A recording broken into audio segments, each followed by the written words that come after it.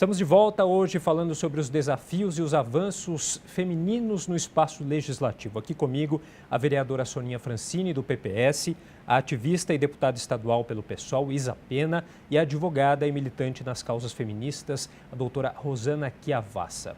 Agora, após aí o resultado que a gente teve nas eleições do ano passado, a agenda feminista vai ter mais trabalho aí pela frente, a contar aí pela essa forte bancada conservadora que foi formada? Sem dúvida, na minha opinião. A gente teve, infelizmente, na minha opinião, um investimento muito forte numa contra-campanha, na verdade, numa campanha de fake news mesmo, sobre o feminismo, sobre o que é o feminismo. Com a ideia absolutamente de má fé mesmo, né? Com a disseminação da ideia de que feminismo tem alguma coisa a ver com impor para a sociedade costumes e comportamentos que as feministas acham mais certo ou mais errado. É preciso entender que o feminismo ele trata prioritariamente, do tema, principalmente, primeiramente, do tema da violência contra as mulheres, ou seja, da nossa possibilidade de existir na sociedade.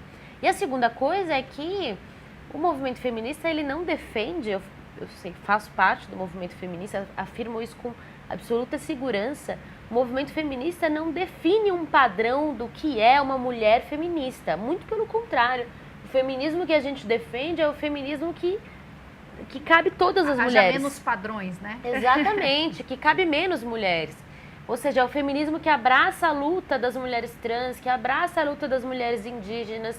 Ou seja, não é a ideia de você impor comportamentos. As pessoas têm todo o direito de ter as suas próprias convicções religiosas. O que nós defendemos é o direito das mulheres escolherem se elas querem seguir aquelas convenções religiosas, convenções sociais ou não. É a ideia de você ampliar a voz da mulher, o direito da mulher de ser quem ela é mesmo, Enfim, então... E a gente teve, infelizmente, uma campanha muito centrada na difamação do feminismo, infelizmente. Então, acho que o trabalho principal das feministas nesse momento é o de conquistar cada vez mais diálogos e mecanismos e pontes de diálogo com a população. Eu diria que em 1988, Constituição Federal, meu filho, recém-nascido, foi garoto propaganda da luta que nós feministas, porque eu sou feminista, estávamos fazendo para a licença paternidade. Então, antes de tudo, nós feministas não somos monstros, dragões, não comemos ninguém, não matamos ninguém. Não somos contra homem. Nós lutamos pelos direitos, inclusive, só da igualdade. Queremos ser e ter os mesmos direitos de quê? De ser alguém, de não sofrer. Eu fui estuprada. Eu não quero que nenhuma mulher seja. E quando eu dou palestra na periferia, os meninos passam a olhar para mim e ouvir o que eu estou falando quando eu falo. Pense que a tua mãe, a tua namorada ou a tua irmã serão estupradas. Aí eles param e falam, opa, porque aí eu trouxe a realidade para a vivência dele. Aí ele fala, nossa, pode acontecer comigo. E aí eu falo que os homens, eles têm que ser simpatizantes, porque vai afetar uma mulher da vida deles. Então, feminismo não é palavrão, é lutar pelos direitos, é igualdade. Nossa, não pode ser tão difícil. Agora, isto passa, pode vir a lei que vier. Há um tempo atrás, eu entrevistei o Tércio Sampaio Ferraz, para mim um dos maiores filósofos vivos do Brasil, e ele falou assim, Rosana, o brasileiro é um contumaz burlador da lei. Então não basta a lei. A lei por si não faz efeito. Então, na questão da mulher, enquanto não mexermos na educação, seja da escola e em casa, para que as mães, que ainda 90% são as que educam, é outra realidade, deixem e mostrem para suas meninas que elas são iguais aos meninos. Porque brincando ainda tem, meu reizinho, minha princesa. A menina já fala, eu já sou, hierarquicamente inferior. Então a gente tem que quebrar esses paradigmas. Mas eu acho que Eu espero que não aconteça esse retrocesso. Pedindo para as mulheres que estão lá continuarem a lutar, pedirem ajuda para a gente, não é? Se precisar, e torcer para que não haja um retrocesso.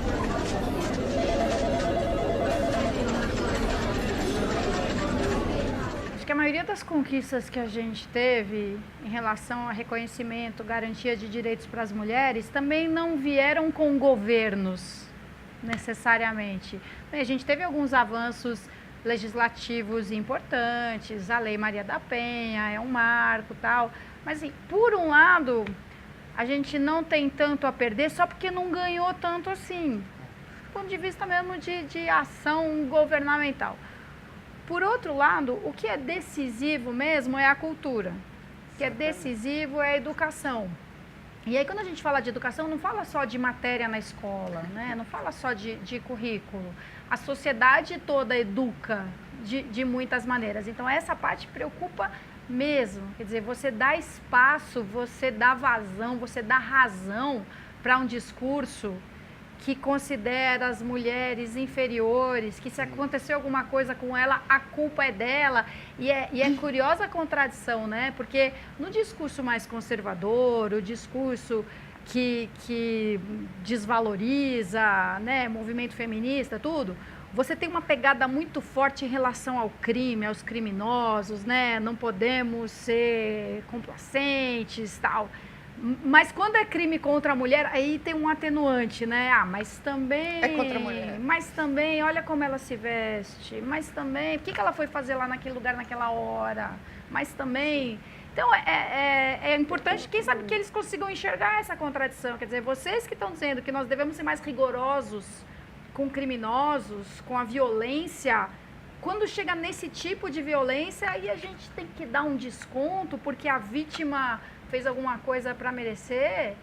Então, precisaremos estar atentas, como sempre, como em qualquer governo, só com, né, uma diferença, um agravante muito sério de você ter autoridades legitimando esse tipo de visão, né? Agora, a deputada Isa Pena até falou sobre alguns movimentos sociais. Vocês acham que o uso, né, das redes sociais nas eleições de 2018, essas foram ferramentas positivas aí, até para alavancar candidaturas de mulheres aí com pouco horário eleitoral?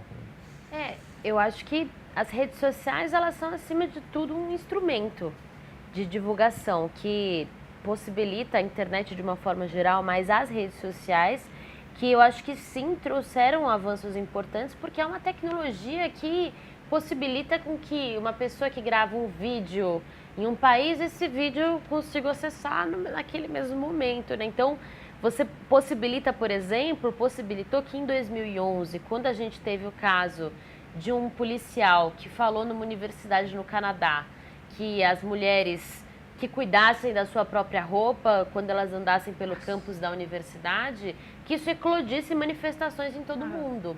Foram as redes sociais que permitiram que o Ele Não, dia 29 de setembro, eclodissem no mundo todo também. As jornadas de 2013, de junho de 2013, enfim. Então, sem dúvida, há um aspecto positivo, na minha opinião.